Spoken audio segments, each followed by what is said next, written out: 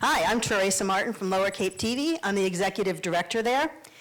And I've actually been involved as a reporter, as a visual journalist, as a technologist for years. Some of you might remember the Information Design Lab at Knight Ridder and the New Media Center in San Jose, and I was part of those efforts. And one of the things I realized was that the way we consume news is changing, the way we model the support of it is changing, but those core fundamentals of community and reporting on what's happening in the community and being the place where the community can share information has not changed. And that's what drives us at Lower Cape TV. Our mantra is because local matters. We're a 501c3. We're able to draw on a pre-existing 501c structure for local TV. And that's sort of what we're about, bringing local voice and local reporting to the issues, events, and challenges of our rural coastal communities. We deliver via mobile and digital formats, allowing our community to be here from anywhere. We run 2 local stations, 22 and 99. We have a mobile app that's downloadable on any platform. We launched Lower Cape News as a pilot in 2016 because we listened to our community, and that's one of the things they said they wanted. We're launching Arts Light, which is focused on the creative economy this year, and the Coastal Resiliency Reporting Project is the other thing in our queue. So Newsmatch was awesome. We were newbies to this, and one of the things that I felt constantly was that we were alone. Like, I would say the word nonprofit news, and people would look at me like I had 7 heads. With Newsmatch, the most important thing was that we realized we were not alone in trying to make this happen. It validated what we were doing, and it gave us context for having a discussion about how we could grow. The match itself, of course, made a real difference because we all love money.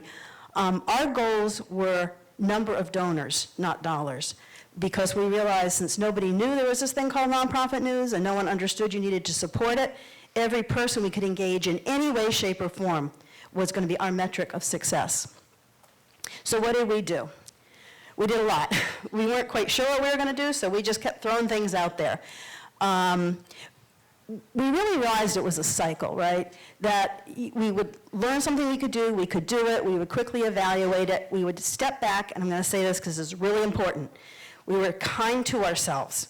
Sometimes when you're in the cycle of trying to build something or trying to fundraise, it's really easy to beat yourself up, and we would be part of the conference calls, which were awesome, and if you haven't been part of the conference calls, definitely do it. It really helps bring focus. And I would hear what other people were doing, and we would get off and we'd look at each other and we'd say, oh my gosh, we're not hitting those goals, we're not there. And then we would take a deep breath and step back and say, okay, be kind to ourselves. We haven't done this before. Our community doesn't understand what we're asking. Everything we do is an improvement. So the conference calls gave us structure. It helped us plan 12 weeks. Planning was really critical. We dedicated someone to focusing on it and working on it. That dedication of a resource also made a big difference. We did basic housekeeping stuff like cleaning our list. We did direct email in a variety of different formats. We used social media. We realize that a portion of our community is not there all the time. So everyone thinks the Cape is this really rich place. That is so not true. There's a year-round population. There's wealthy second homeowners. There's guest workers. It is not at all what the outside perception is. And that's one of the challenges in raising money. But we realized some of the money lived with people who had second homes and had a lot of resources. So we did a postcard mailing to the second home owners in their primary home locations. It didn't bring us any money, but it created a surge of download of the app, engaging people and letting them see they could be there from anywhere.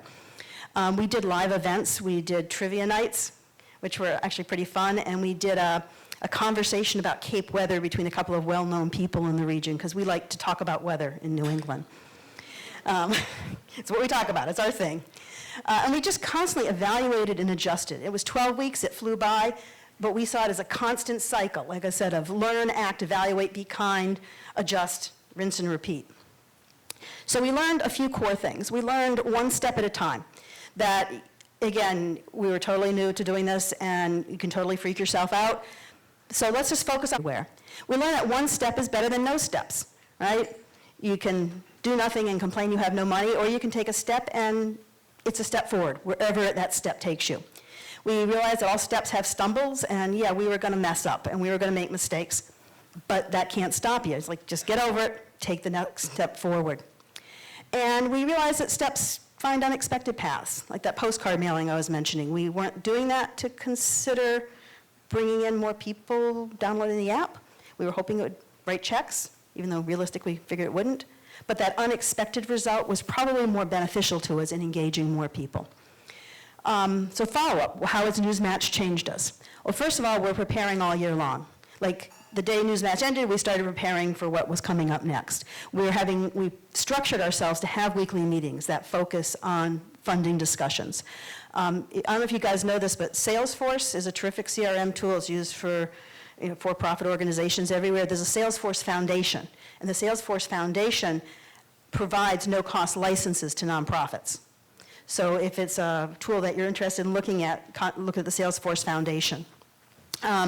We kept our message sharpening. We realized as you raise funds that maybe your message isn't quite sharp enough, so we constantly did that. We are continuing to dedicate time. I now have a person who is working with us full-time as a donor engagement person, and she is here today, yay. Our processes. Okay, I live in a world where it sticks out in the North Atlantic and people have cash all the time. And we had cash. The people gave us like cash. They would give us $20. They would give us $10. They would give us cash. And at the end of the Newsmatch process, I think we befuddled everyone because we're like, we have this cash. How do you report this cash? And it was like, cash? Who uses cash? We do. And we joined the INN Major Gifts cohort because we realized what we were lacking, some basic techniques. And that has so far been a very positive experience in learning about how. So thank you very much.